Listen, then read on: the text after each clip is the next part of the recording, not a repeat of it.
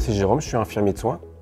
Ça va faire 4 ans et demi maintenant que je suis à l'HAD. Nous, on intervient après que le patient ait été évalué par un infirmier de liaison et le médecin. À partir de ce moment-là, il y a une admission qui est validée pour une prise en charge en HAD. De là, nous, on amène le matériel en conséquence de la prise en charge. On finalise la continuité de l'évaluation initiale. Et à partir de ce moment-là, on passe au moins une fois par semaine évaluer et faire le point sur la prise en charge.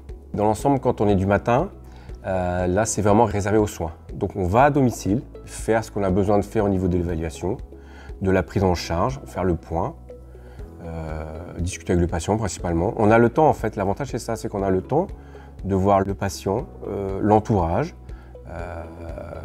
prendre du temps aussi pour l'entourage, 5-10 minutes ou un peu plus. L'aidant, en fait, va se retrouver aidé, soit par la psychologue, soit par l'assistante sociale, soit par plus de passages au niveau ménage ou autre. L'avantage qu'on a, c'est qu'on a ce temps-là possible à domicile, contrairement à ailleurs dans les services, quoi.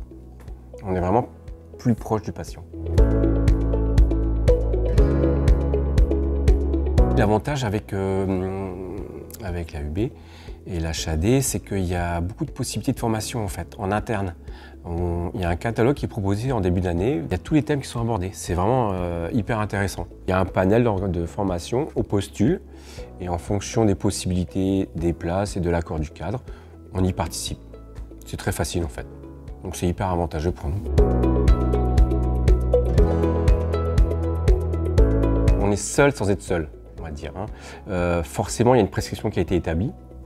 Il y a toujours un médecin en fait 24 heures sur 24 joignable. C'est un travail seul à domicile, mais c'est un travail en équipe. Il y a beaucoup de gens à intervenir, il y a beaucoup de gens à l'HAD aussi qui passent, qui tournent, il y a les aides-soignants, les infirmiers de différents types en fait. Donc, à part le moment où on fait notre soin à domicile, c'est un travail d'équipe. C'est pas possible autrement.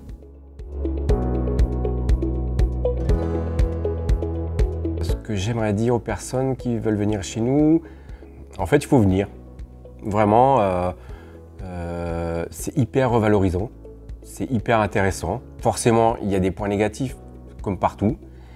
Mais ici, on travaille avec une équipe hyper bienveillante.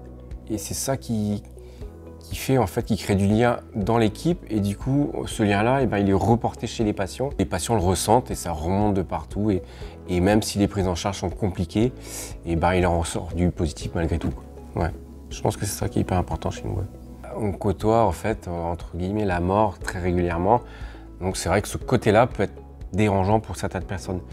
Mais on tient le coup parce qu'il y a cette équipe qui fait aussi que on en parle, on peut en parler aussi avec notre psychologue qui est ici, on en parle en équipe, on a des thèmes qui sont abordés par rapport à ça justement en fait.